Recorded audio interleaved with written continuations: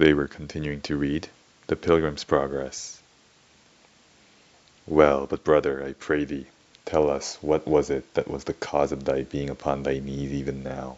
Was it for that some especial mercy laid upon thee, the need of prayer, or how? Why, we are, as you see, upon the enchanted ground, and as I was coming along, I was musing with myself of what a dangerous road the road in this place was, and how many that had come, even thus far on pilgrimage, had here been stopped and been destroyed. I thought also the manner of the death with which this place destroyeth men. Those that die here die of no violent, painful disease. The death which such die is not grievous to them, for he that goeth away in such a sleep begins that journey with desire and pleasure. Yea, such sink into the will of that disease. Then Mr. Honest, interrupting of him, said, Did you see the two men asleep in the arbour? Ay, ay, I saw Heedless and Too Bold there, and, for aught I know, there they will lie till they rot. But let me go on in my tale. As I was thus musing, as I said, there was one in very pleasant attire, but old, who presented herself to me, and offered me three things, to wit, her body, her purse, and her bed. Now the truth is I was both aweary and sleepy. I am also as poor as an owlet, and that, perhaps, the witch knew.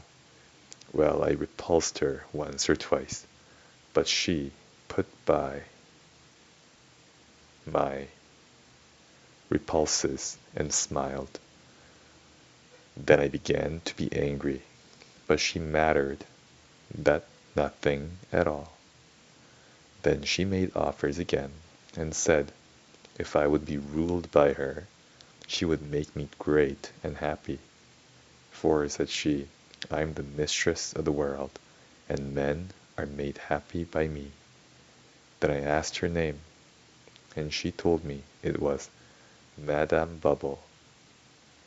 This set me farther from her, but she still followed me with enticements.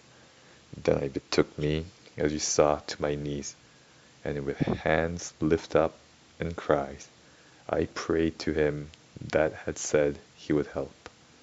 So just as you came up, the gentlewoman went her way, and I continued to give thanks for this my great deliverance. For I verily believe she intended no good, but rather sought to make stop of me in my journey. Without doubt her designs were bad. But stay, now you talk of her, methinks I either have seen her, or have read some story of her. Perhaps you have done both. Madame Bubble, is she not a tall, comely dame, somewhat of a swarthy complexion? Right, you hit it. She is just such a one. Does she not speak very smoothly and give you a smile at the end of a sentence? You follow right upon it again, for these are her very actions.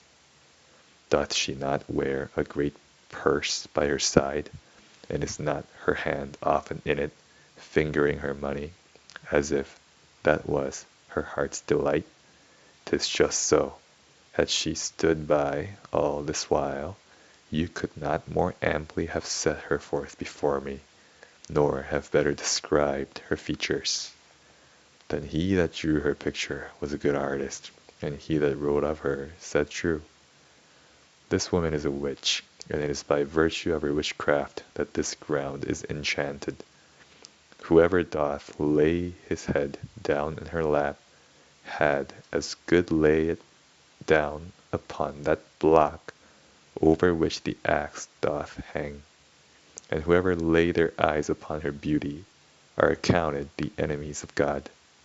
This is she that maintaineth in their splendor all those that are the enemies of pilgrims. Yea, this is she that hath bought off many a man from a pilgrim's life. She is a great gossiper. She is always both she and her daughters, at one pilgrim's heels or other, now commanding and then preferring the excellences of this life. She is a bold and impudent creature. She will talk with any man. She always laugheth poor pilgrims to scorn, but highly commends the rich. If there be one cunning to get money in a place, she will speak well of him from house to house. She loveth banqueting and feasting mainly well. She is always at one full table or another. She has given it out in some places that she is a goddess, and therefore some do worship her. She has her times in open places of cheating, and she will say and avow it, that none can show a good comparable to hers. She promiseth to dwell with children's children, but if they will but love her and make much of her. Correction, children's children, if they will but love her and make much of her. She will cast out of her purse gold like dust in some places and to some persons. She loves to be sought after, spoken well of, and to lie in the bosoms of men. She is never weary of praising her gifts, and she loves them most that think best of her. She will promise to some crowns and kingdoms, if they will but take her advice. Yet many hath she brought to the altar, and 10,000 times more to hell. Oh, said Mr. Standfast, what a mercy it is that I did resist her. For whither might she have drawn me? Whither? Nay, none but God knows whither.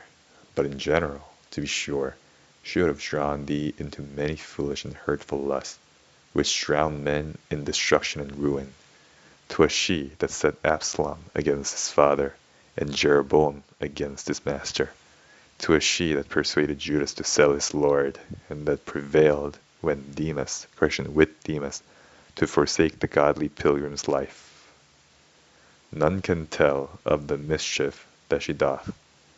She makes variance betwixt rulers and subjects, betwixt parents and children, betwixt neighbor and neighbor, betwixt a man and his wife, betwixt a man and himself, betwixt the flesh and the heart. Wherefore, good master, stand fast, be as your name is, and when you have done all, stand. At this course there was among the pilgrims a mixture of joy and trembling.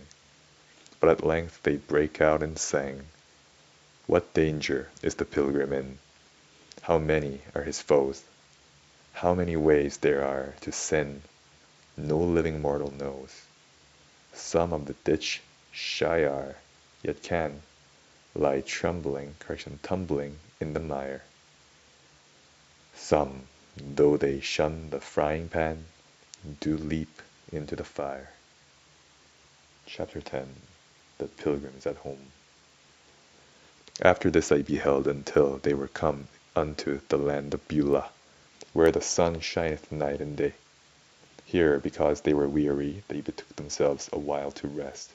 And because this country was common for pilgrims, and because the orchards and vineyards that were here belonged to the king of the celestial country, therefore they were permitted to make bold with any of his things. But a little while soon refreshed them here.